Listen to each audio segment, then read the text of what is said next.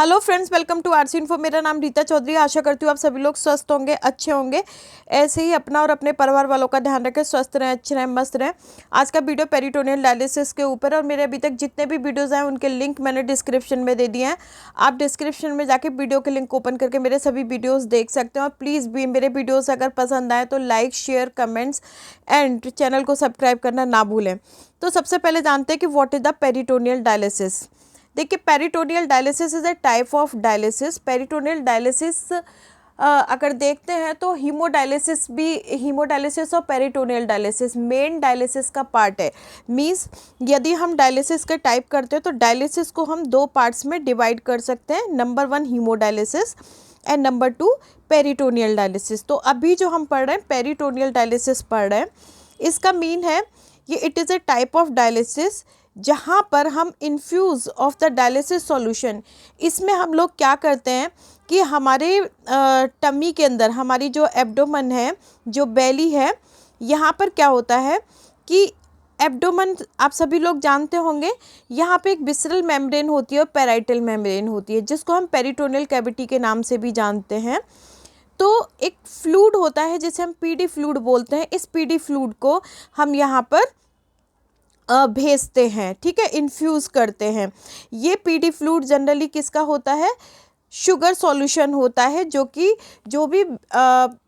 भी हमारे वेस्ट होते हैं, जो ब्लड कैपिलरी जिनमें ब्लड बहता है, तो ब्लड में से जो भी हमारे वेस्ट प्रोडक्ट होते हैं उनको क्या करता है, उनको एब्जॉर्व कर लेता है और फिर इस फ्लूइड को हम लोग ड्रेन करा देते हैं। सबसे पहले पेरिटोनियल डायलिसिस की खोज फ्रेड बॉर्न ने इंट्रोड्यूस किया था 1962 में, ठीक है। सबसे पहले फ्रेड बॉर्न ने पेरिटोनियल डायलिसिस को इंट्रोड्यूस किया था।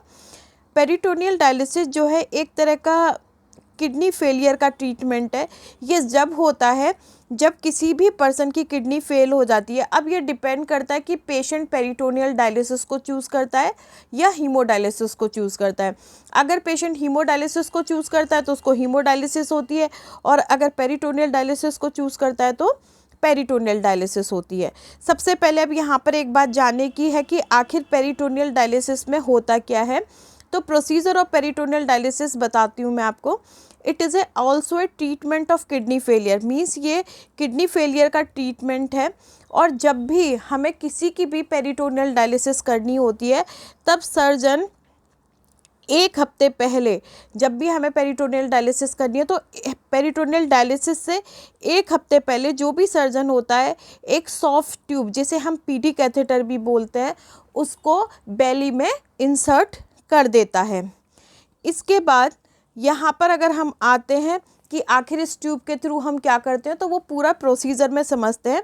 ए peritoneal dialysis a kind of cleansing food. Peritoneal dialysis में क्या क्या होता है कि एक तरह का फ्लूइड पाया जाता है, जिसे मैं डायग्राम के थ्रू मैं आपको थोड़ा सा समझा देती हूँ। देखिए, ये पेरिटोनियल डायलिसिस का एक डायग्राम है। इसमें होता क्या है कि एक क्लिंजिंग फ्लूइड होता है। यहाँ पे पेरिटोनियल डायलिसिस के लिए अलग अलग बैग आते हैं। ये बैग 1.5 लीटर के भी होते हैं, 2 लीटर के भी होते हैं। तो ये बैग से जो हमारा पेरिटोनियल डायलिसिस फ्लूइड है, जो कि लैक्टेड बफर के नाम से ज़्यादा जाना जाता है, क्योंकि ये ग्लूकोज सॉल्यूशन है और इसमें मेनली डी ग्लूकोज होता है। डी ग्लूकोज मेनली फ्रक्टोज मतलब सिंगल मॉलिक्यूल से बना होता है, और इसको हम क्या बोलते हैं, लैक्टोज। ये लैक्टेड बफर सॉल्यूशन कहलाता है। तो इस पीडी सॉल्यूशन को हम इस आईबी सेट के थ्रू, ये जो हमारा पीडी कैथेटर है, इसके आईबी सेट और पीडी कैथेटर के थ्रू हम क्या करते हैं, पेरिटोनियल कैविटी में भेजते हैं। फिर इस पीडी सॉल्यूशन को हम यहाँ पर 20 से 40 मिनट या 1 घंटे के लिए रखते हैं, रिटेन कराते हैं। इसके बाद अब आखिर इसको रिटेन कराने की ज़रूरत क्या हुई। सबसे पहले इसमें 3 प्रोसीजर आते हैं। पहला होता है फिल, जिसके थ्रू हम क्या करते हैं, डायलिसिस सॉल्यूशन को आईबी सेट और कैथेटर के थ्रू पेशेंट की बेली में, मींस पेरिटोनियल कैविटी में डालते हैं। इसके बाद क्या होता है, इस पीडी फ्लूइड को हम यहाँ पर 20 से 40 मिनट या 1 घंटे तक यहाँ पे रखेंगे। ये जो टाइमिंग है इसे हम ड्वेल टाइम कहते हैं, ठीक है। अब ये इसको हमें यहाँ पे रोकना इसलिए पड़ता है क्योंकि ये देखिए, मैंने आपको बताया कि हम पेरिटोनियल डायलिसिस में lactated buffer means glucose solution रखते हैं। इस ग्लूकोज सॉल्यूशन की खासियत ये होती है कि ये ब्लड से जितने भी टॉक्सिन सब्सटेंसेस हैं उनको एब्जॉर्ब कर लेता है। जब ये इतने मिनट में इनको एब्जॉर्ब कर लेता है, उसके बाद हम लोग क्या करते हैं, इसी क्लैम्प जो हमारा पीडी कैथेटर है इसके एक क्लैम्प को खोलेंगे और इसके बाई सेट का एक क्लैम्प होता है, ये हमारा पीडी कैथेटर, और ये कि सेट बाई सेट होता है जिससे हमारा पीडी कैथेटर एक तरफ से आईबी सेट से और एक तरफ से ड्रेन लाइन से जुड़ा हुआ होता है। अब ड्रेन लाइन के क्लैम्प को खोलते हैं तो जो सॉल्यूशन अभी तक पेरिटोनियल कैविटी में या बेली में था वो सॉल्यूशन ड्रेन लाइन के थ्रू यहाँ पर इकट्ठा होना, इस बैग में, ड्रेन बैग में इकट्ठा होना शुरू हो जाता है। इसके बाद हम इस ड्रेन बैग को जब ये फिल्ड हो जाता है, जैसे कि मानिए एक एक्सचेंज पे या 2 एक्सचेंज पे या 3 एक्सचेंज पे, तो इस फिल्ड बैग को हम लोग टॉयलेट वगैरह में ड्रेन करा देते हैं या खाली कर देते हैं। अब यहाँ पे हम थ्योरी पे बात आती है, तो थ्योरी पे मैंने जो अभी तक आपको पिक्चर के थ्रू बताया, अब मैं आप बता देती हूँ आपको। इन पेरिटोनियल डायलिसिस एक काइंड ऑफ क्लिंजिंग फ्लूइड जिसे हम डायलिसिस सॉल्यूशन या लैक्टेड बफर सॉल्यूशन कहते हैं, ये इन्फ्यूज़ करते हैं कहाँ पर, पेशेंट की बेली के अंदर, जिसे पेरिटोनियल कैविटी कहते हैं। ठीक है, ये पेरिटोनियल कैविटी किसका पार्ट है, एब्डोमेन का पार्ट है। अब पीडी जो सॉल्यूशन ये जो एब्डोमेन में डालते हैं, इसके बाद हम लोग क्या करते हैं कि स्मॉल फ्लेक्सिबल ट्यूब, अब ये जो सॉल्यूशन है ये किसके थ्रू भेज रहे हैं हम, स्मॉल फ्लेक्सिबल ट्यूब, जिसे हम क्या बोलते हैं, पीडी कैथेटर, जो अभी मैंने बताया था। मैनी टाइम ये क्वेश्चन आता है कि पीडी कैथेटर का नाम क्या है, तो पीडी कैथेटर को हम टेंकचॉफ कैथेटर के नाम से भी जानते हैं। तो ये जो सॉल्यूशन है ये किसके थ्रू जा रहा है, एक तो आईबी सॉल्यूशन के आईबी सेट के थ्रू ये सॉल्यूशन कहाँ तक आ रहा है, हमारे टेंकचॉफ कैथेटर तक आ रहा है, और टेंकचॉफ कैथेटर इसको कहाँ शिफ्ट कर रहा है, बेली में, मीन्स पेरिटोनियल कैविटी में इन्फ्यूज़ कर रहा है। आफ्टर दैट लीव और रिटेन दिस फ्लूइड, जैसा मैंने आपको बताया था, इसके बाद जब बेली में पहुंच जाता है सॉल्यूशन, तो हम लोग इसको क्या करते हैं, 20 से 45 मिनट या 40 मिनट या 1 घंटे तक रखते हैं। ये पहला प्रोसेस हो गया फिल। दूसरा प्रोसेस क्या होगा, ड्वेल टाइम, क्योंकि हम यहाँ पे इस फ्लूइड को रोक रहे हैं, रिटेन करा रहे हैं। देन क्या होता है, this retain lactate buffer solution absorb waste, extra fluid and toxin from the blood vessel of the blood to clean blood of patient. After 20 minutes of retaining fluid, then open the clamp of second drain line.